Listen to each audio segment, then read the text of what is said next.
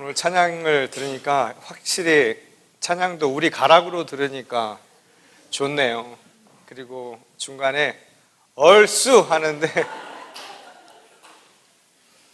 저도 얼쑤 하고 싶습니다. 오늘 우리들의 마음속에 아멘이 큰 소리로 나타날 수 있는 은혜의 시간이 될 수 있기를 주님의 이름으로 간절히 축원합니다. 오늘은 어머니 주일이지요. 우리 어머니들 카네이션 달고 있네요. 왜 내가 카네이션을 안 달고 있을까? 아직 못 받으신 분들은 나중에 받으시고, 오늘 어머니 주일이라 아마 카네이션을 다는 모양입니다. 저는 예전에 카네이션과 장미를 구별 못해서 장미를 몇 번씩 저희 어머니에게 갖다 드린 적이 있었는데, 장미도 좋아하시더라고요. 뭘 드리든지 마음이 있으면 기뻐 받는 법입니다. 오늘 우리들의 예배 가운데도 하나님께서 어떤 마음이든 하나님을 향한 마음이라면 기뻐 받으실 줄 믿습니다. 오늘 어머니 주일을 맞이해서 말씀을 전하는데 제목이 심상치 않지요. 어머니 같은 아내, 아내들이 대단히 싫어하는 말입니다. 어머니 같은 아내를 바라는 남자들이야 저 같은 로망을 꿈꾸죠. 저는 결혼하고 아내를 얻으면 저희 어머니 같은 사람을 얻으리라 생각을 했습니다. 모든 아버지요? 모든 사람들이 그런 생각들을 하는지 모르겠어요. 많은 남자들이 그런 꿈을 꾸고 결혼을 하지만 참 쉽지 않은 일입니다. 말처럼 쉽지 않은데 오늘 이 이야기는 이 제목을 통해서 제가 여러분들과 깊이 나누고 싶은 말씀의 의도가 있습니다. 오늘 예수님이 이 말씀을 통해서 또 이 제목을 통해서 우리에게 주고자 하시는 말씀이 무엇인지 함께 나눌 수 있기를 바랍니다. 이 세상을 살아가는 모든 사람들이 갖는 공통된 특징들이 있지요. 모두가 누구나 똑같이 가질 수밖에 없는 운명적인 조건이 한 가지 있습니다. 그것은 바로 그 사람의 지위, 여하를 상관없이 또 그 사람의 출신 배경에 상관없이 모두가 다 어머니의 자식들이라는 겁니다. 우리는 누구나 다 어떠한 어머니의 아들들, 딸들입니다. 그것에는 그 누구도 토를 달 수도 없을 것이고 그 누구도 의문을 달 수 없는 분명한 사실입니다. 이 땅의 모든 피조물들이 이 하나님의 역사 속에서 창조된 피조물들인 것처럼 모든 인간은 어머님의 몸을 통해서 생명을 얻게 됐다는 점에서는 한 가지도 다를 바가 없다는 것이죠. 세상에 나오면서 그래서 처음으로 맡게 될 사람의 관계, 그것도 역시 어머니와의 관계로 시작할 수밖에 없는 까닭이 여기에 있습니다. 그래서인지 어머니라는 존재는 시공간을 초월해서 모든 문명권에서 우리 육신이 되돌아갈 본향이자 또 따뜻한 그 무언가, 사랑의 원천이라고 여겨지고 있습니다. 이 탈무드에 보면 이런 말이 있습니다. 하나님께서 말씀하시기를 나는 이 세상 어디든지 있을 수가 없었다. 그래서 내 대신 어머니를 보냈노라. 그만큼 어머니라는 존재는 우리 삶의 원천이자 지극한 사랑의 또 다른 이름이다 라고 말할 수 있을 겁니다. 성서에도 이러한 어머니를 빗대서 하나님을 표현하는 구절들이 여기저기에서 발견되지요. 이사야서 46장 3절에서 또 5절 말씀을 보면 그를 표현하는 대표적인 구절이 나옵니다. 태어날 때부터 내가 너희를 안고 다녔고 또 너희가 모태에서 나올 때부터 내가 너희를 품고 다녔다. 그래서 너희가 늙어 백발이 될 때까지 너희를 보살필 것이다 라는 구절이 나옵니다. 저는 이 구절을 읽으면 항상 그런 생각이 납니다. 어머니의 마음, 이런 마음 아니었을까? 또 지나고 생각해보면 이런 어머니의 마음만 남습니다. 진자리 마른 자리 가리지 아니하고 날마다 품어주었던 어머니, 그것은 세월을 지나도 변함이 없는 것 아니겠습니까? 생명의 시작에서부터 끝날까지 가슴으로 품어서 지켜줄 것이다. 이 애틋한 사랑의 표현만큼 하나님의 사랑을 표현할 수 있는 방법이 아마 없었던 모양입니다. 미련한 인간들에게 하나님의 사랑을 가장 잘 보여줄 수 있는 것이 어쩌면 어머님의 사랑이었다라는 것을 이사야조차도 잘 알고 있었기 때문일 겁니다. 요즘은 이 말이 진짜 현실이 되어버렸죠. 다 커서 부모의 품을 떠나면 다 될 것이다 라고 하는 이 말은 옛말이 된 지 오래입니다. 요즘에는 캥거루족 들어보셨어요? 캥거루족, 니트족, 자라족. 엄마가 캥거루도 되고 자라도 된 모양입니다. 자식들이 그 품 안에 숨어서 살아갈 수밖에 없는 이 현대 사회를 살아가고 있습니다. 다 가르쳐서 직장을 얻어서 결혼시켜 내보내면 출가시키면 다 끝일 줄 알았는데 많은 분들이 알고 계시듯이 오늘 현실은 그렇지 못하죠.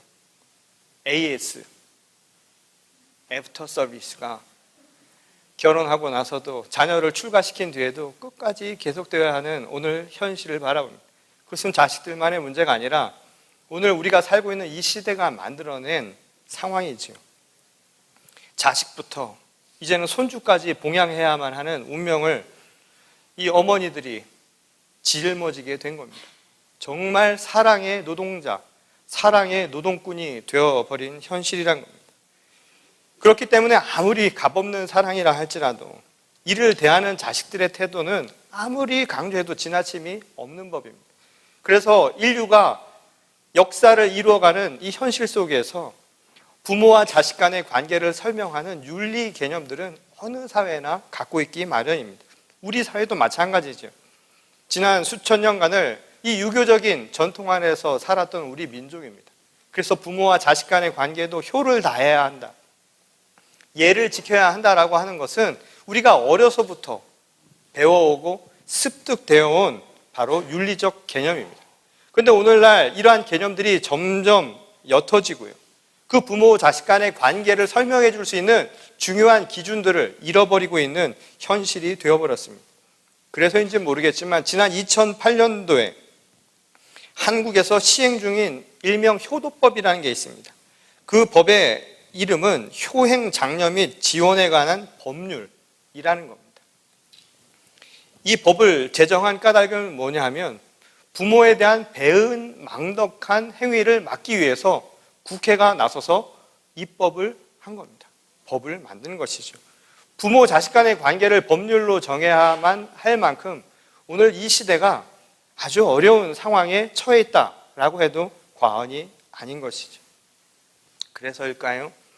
어머니와 같이 우리를 진 자리 마른 자리 가리지 아니하고 끝까지 지켜주시겠다라는 이 하나님의 사랑조차 우리는 외면하고 살아가는 이 현실, 이것이 어쩌면 낯설지 않게 느껴지는 것이 오늘 우리들의 삶이라고 할 수 있을 겁니다. 어머니의 사랑과 은혜를 잊고 살아가는 이들이요, 우리가 불효자라고 부르지 않습니까?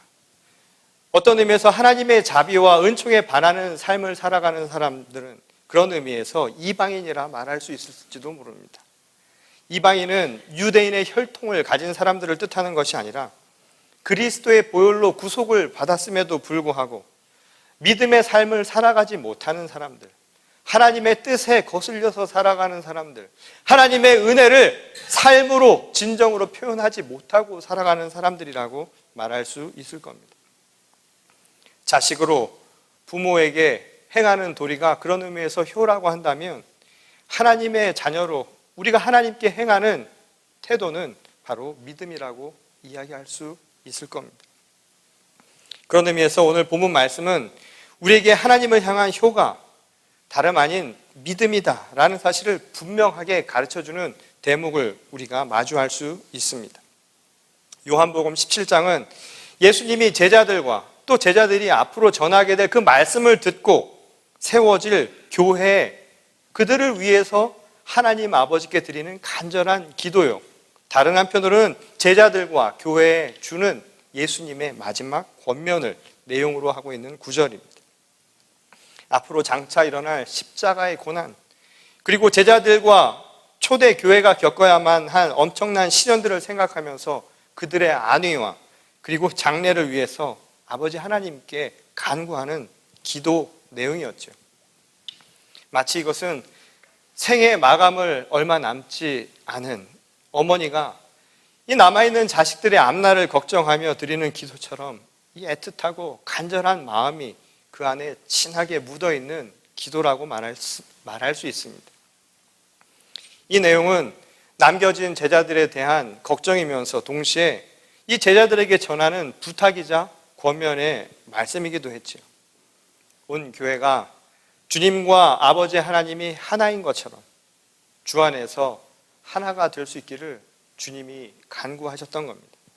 이 실제로 15장 말씀을 보면 예수께서 포도나무의 비유를 우리에게 하신 바가 있습니다. 그것을 통해서 그리스도 안에 하나 되는 참된 교회의 모습을 우리에게 가르쳐 주셨죠.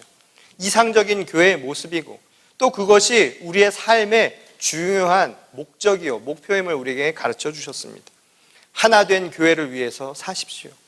주님의 말씀을 머리 삼아서 그 말씀대로 살아가는 것, 그것이 우리가 인간된 도리로 살아가는 그리스도의 자녀된 모습입니다 하고 주님은 우리에게 가르쳐 주셨다는 겁니다. 하지만 그 말을 들었던 제자들은 어땠습니까? 틈만 나면 경쟁했습니다. 누가 더 큰 제자인가를 서로 물었고 누가 더 예수님의 가까운 곳에 앉을 수 있는가를 따졌던 것들이 제자들의 모습이었죠. 경쟁과 또 그 경쟁을 통해서 만들어진 갈등과 시기, 분열이라고 하는 것이 제자들의 삶의 모습에서조차 발견되는 상황이었다는 겁니다. 그런 제자들을 바라보면서 예수님의 마음은 어땠을까요?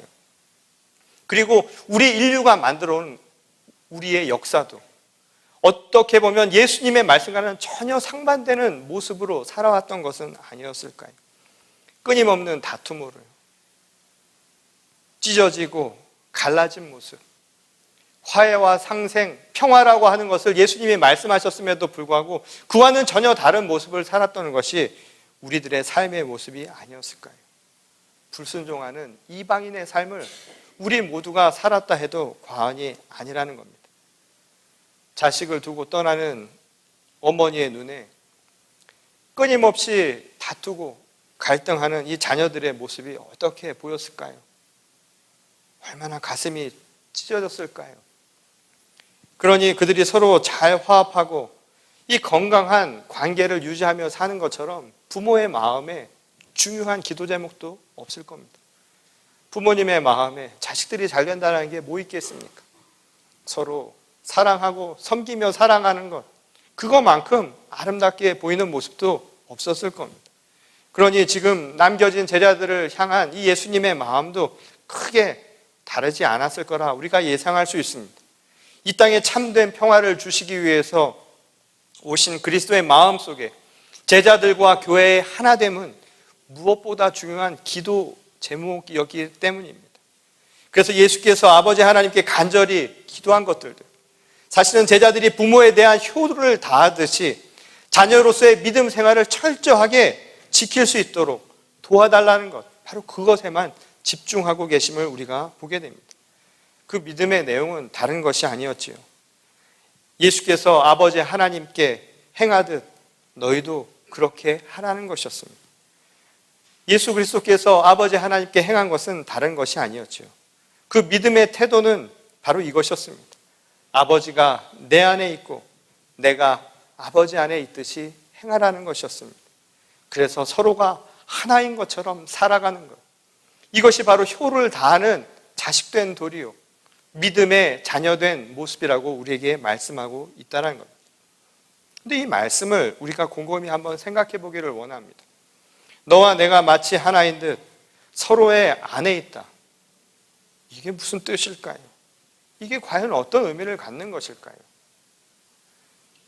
오래전에 한 드라마에 이런 대사가 있어서 사람들의 마음을 굉장히 쫄깃쫄깃하게 만든 적이 있었죠. 너 안에 나 있다. 굉장히 듣고 나서도 섬뜩해지는 이야기 아닙니까? 이게 과연 가능한 말이기는 한 걸까요? 근데 순수한 우리 마음 가운데 자신과 결혼한 부인을 일컫는 순수 우리말이 있지요. 아내라는 말이 있습니다. 근데 이 아내라는 말이 어디서 나왔냐 하면 안에 있는 나라는 이 말을 함축해서 만든 말이라는 겁니다. 곧 아내는 내 안에 있는 또 다른 나라는 말이죠. 동의 안 하시죠? 굉장히 이 이야기를 들으면서도 저도 이 말씀을 준비하면서도 굉장히 좋은 말인 것 같은데 다른 한편으로는 섬뜩하다라는 생각도 듭니다. 내 안에 있는 또 다른 나, 아내가 되었다라는 것이죠. 이 제일 편하면서도 그래서 아내가 무서운 이유가 바로 여기 있는지 모르겠습니다. 이 성경 말씀에도 이를 잘 나타내주는 구절이 있죠. 창세기 2장 23절에 보면 내 뼈 중에 뼈요 살 중에 살이라는 표현이 나옵니다. 곧 아담의 아내 하와를 표현한 말입니다. 그런데 이 말은 무엇을 우리에게 이야기하는가? 구별할 수 없는 또 다른 나로 하나님이 만드신 창조물이라는 겁니다. 이것은 단순히 남녀 간의 관계를 이야기하는 것이 아니죠. 첫 인간과 두 번째 인간을 만드신 하나님의 뜻이 여기에 있다는 겁니다. 서로의 아내가 되어주라는 것이죠. 타인은 나와 다른 사람이 아닙니다. 겉모습은 다르고 표현하는 방법도 다르고 환경이 다를 수 있을지는 모르지만 결국 그도 또 다른 나라는 하나님의 창조물이라는 점에서는 똑같은 존재라는 것이죠. 오늘 이 말의 의미를 빌어서 오늘 본문 말씀을 다시 한번 상고해 보십시오. 결국 예수께서 제자들에게 남긴 권면은 비록 서로 다르다 해도 서로의 안에 머물러서 서로의 아내가 되어주라고 하는 말씀으로 우리가 받아들일 수 있을 겁니다. 자기 몸처럼 서로를 사랑하라고 하지 않았습니까? 예수께서 우리에게 주신 계명은 다른 것이 아니라 내 몸처럼 서로를 사랑하라는 것이었습니다. 왜냐하면 그 역시 또 다른 나, 바로 나의 아내이기 때문이라는 것이죠. 서로 안에 있는 나를 위해서 서로를 섬기며 사랑하는 것은 하나님이 우리에게 주신 지극히 당연한 모습이라고 주님은 우리에게 가르쳐 주셨던 겁니다. 근데 말이죠. 아내가 되어주는데 어떤 아내가 되어주는 줄 아십니까? 시기하고 질투하고 투정하는 아내가 아닙니다. 이번에 성지 순례를 가서 이 버스를 타고 움직이는데 너무 성경 공부만 많이 하니까 성경 공부를 거의 8시간씩 차 안에서 하니까 머리가 정신이 없고 말이죠. 주님이 오셔야 되는데 잠이 오더라고요. 그러니까 중간중간에 나와서 재밌는 조크를 하라고 하는데 목사님 중에 한 분이 자꾸만 나가시는 겁니다. 되게 마이크 잡기를 좋아하시는 분들이 한 분들 계시잖아요. 자꾸만 나가서 조크를 하시는데 요즘 청년들 쓰는 말로 아재 개그더라고요. 저는 하나도 안 웃겼습니다. 뒤에서 굉장히 민망했는데 아마도 그를 듣고 있고 바라보고 있던 사모님도 굉장히 마음이 불편했던 모양입니다. 안에 있는 나가 굉장히 불편하니까 그분이 어떻게 했냐면 자꾸만 나가려고 하는 목사님의 허벅지를 꼬집은 모양입니다. 너무나 꼬집어서 나중에 멍이 다 드셨다라고 이야기를 했는데 말이죠. 그런데 우리 마음 속에서 우리가 살아가는 이 삶 속에서 진정한 아내의 모습은 어떤 모습이냐고 예수님이 우리에게 가르쳐 주시냐 하면 질투하고 투정하고 또 서로를 꼬집듯이 아프게 하는 그런 아내의 모습이 아니라 사실은 성부 하나님과 성자 예수님이 보여주신 것처럼 어머니와 같은 하나된 모습이라고 한없는 사랑과 배려를 나누는 그래서 서로를 품어주는 아내가 되어주라고 오늘 우리에게 말씀하고 있습니다. 어머니 같은 아내.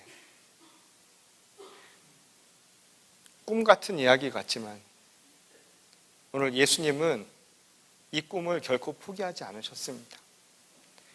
그리고 그의 제자들과 교회가 만들어갈 세상의 모습이요. 바로 서로의 어머니 같은 아내가 되어서 제 몸처럼 서로를 품어주는 주님의 귀한 교회, 하나된 모습이 될 수 있기를 간구하셨고 또 오늘 우리에게 권면하고 계십니다. 서로 사랑하십시오. 서로 사랑하라는 이 말은 낯선 이야기가 아닙니다.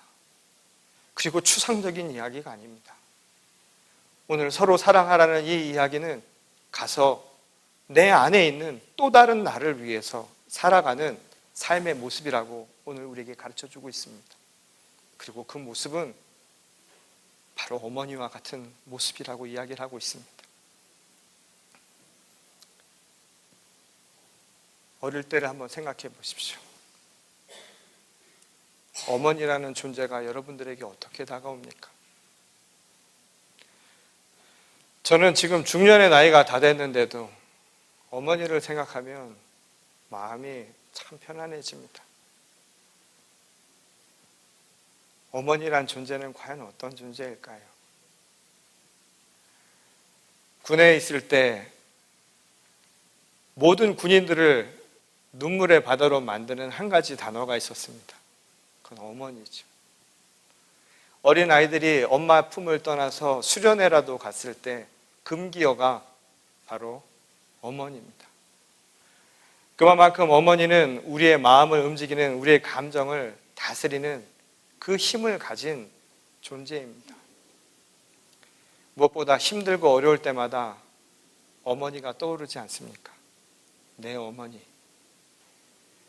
오늘 우리 육신의 어머니뿐만이 아니라 오늘 우리의 영혼을 세우시고 우리의 영혼을 다스리시고 우리의 영혼을 품어주시는 또 다른 어머니가 계십니다. 바로 아버지 하나님입니다. 오늘 그 하나님의 그 사랑을 우리 마음속 깊이 새기고 오늘 또 다른 나인 우리 서로를 함께 품어줄 수 있는 우리 교회가 될 수 있기를 소망합니다. 이 시대가 무너진 시대라고 하죠. 이 시대가 사랑을 잃어버린 시대라고 합니다. 그럼에도 불구하고 어머니 같은 아내로서 오늘 서로를 품어주는 교회와 성도가 될 수 있기를 바랍니다. 여러분 한번 양옆으로 한번 보십시오. 이게 아내입니다.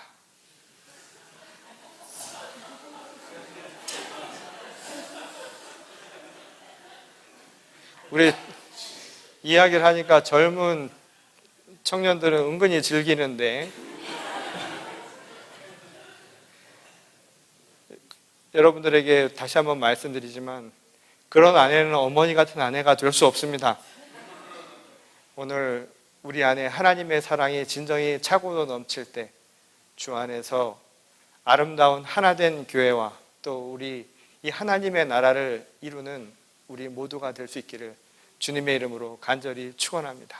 우리 다 같이 기도하시겠습니다. 사랑과 은혜가 충만하신 하나님 감사를 드립니다. 우리의 마음을 주님께서 다스리시고 우리의 삶을 하나님께서 인도하여 주셔서 세상 그 무엇으로 움직이는 삶이 아니라 오직 어머니처럼 우리를 품어주시는 하나님을 향한 우리의 믿음으로 살아가는 주의 거룩한 성도와 교회가 되게 하여 주시옵소서. 예수 그리스도께서 아버지의 하나님과 하나가 된 것처럼 저희도 하나 되기를 원합니다. 하나 되는 삶을 살아갈 수 있도록 주님께서 인도하시고 또 다른 나인 서로를 향해서 마음을 열고 품어주는 하나된 교회와 성도가 되게 하여 주시옵소서. 오늘 이 시간 주신 말씀에 감사드리오며 살아계신 우리 주 예수 그리스도의 이름 받들어 간절히 기도드렸습니다.